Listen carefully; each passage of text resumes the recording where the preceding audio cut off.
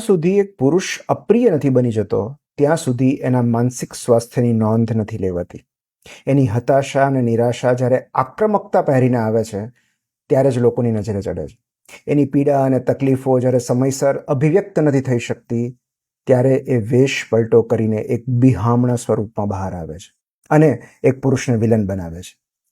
અવ્યક્ત રહેલી દરેક પીડા પુરુષને અપ્રિય બનાવતી જાય છે.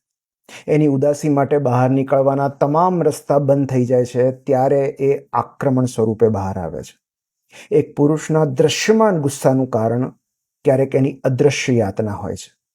અંદરથી ભાંગી ગયેલા પુરુષને જ્યારે કોઈ સમજી નથી શકતું ત્યારે ભયાનક બની જાય છે.